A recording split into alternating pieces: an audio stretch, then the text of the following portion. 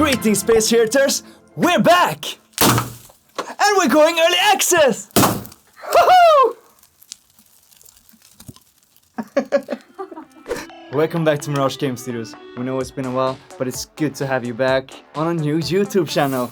In this video, we're gonna talk about what changes we need to make to Space for Sale in order to pivot into an early access title. We're gonna introduce you to our new community manager, and we're finally gonna give you guys a release window. But first, let's chat about the pivot of Space for Sale with our CEO and game director, Simon. Let's go get him. Hey Simon! Hi. How are you?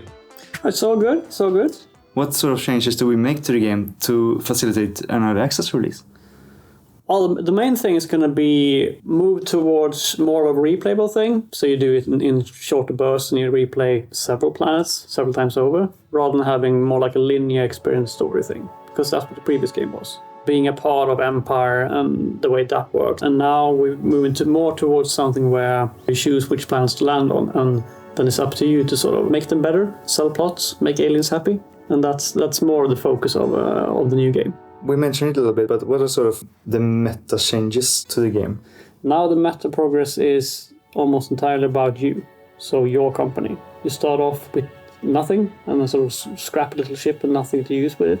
And then as the game progresses, you'll unlock more things or sort of more opportunities in between each planet that you visit. You finish planets now. Before you had this idea of perpetually taking care of these set planets.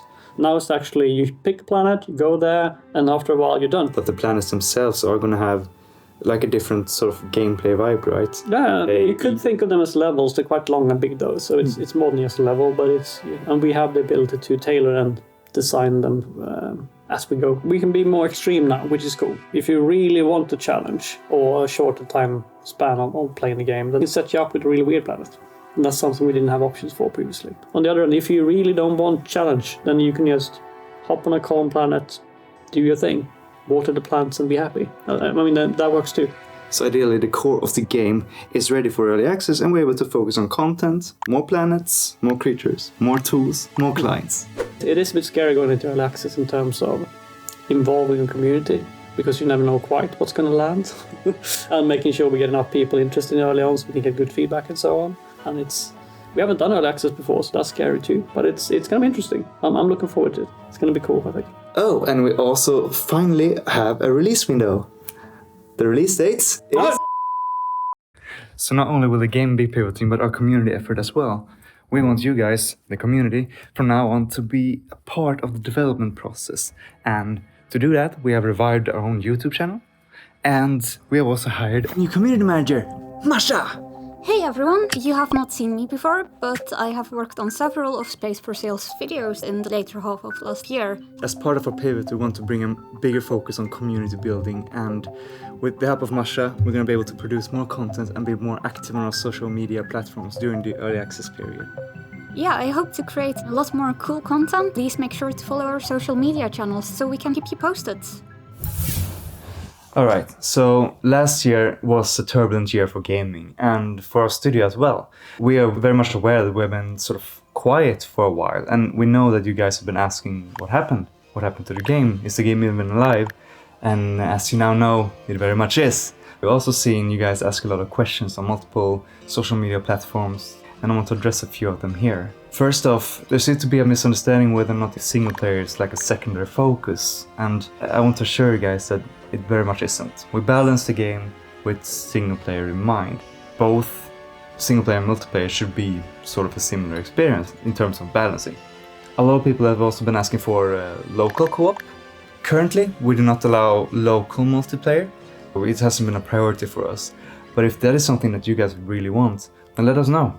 And seeing that it's early access, that also means that we aren't going to put it on consoles.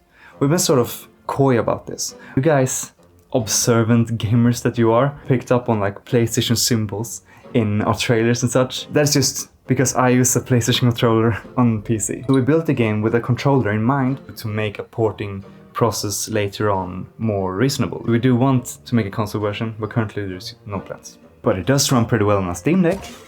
Alright, you guys have been patient enough. When is the release window, Simon? This summer. And there you have it. It is good to be back. Please like this video and subscribe to our new YouTube channel. Let's see if we can break the 200 subscriber bar, right? Follow us on our social media platforms as well. Make your voice heard. We will read everything. If you want to see our previous dev diaries and trailers, check them out on THQ Nordic and THQ Nordic Inside channels. That's it. See you in space.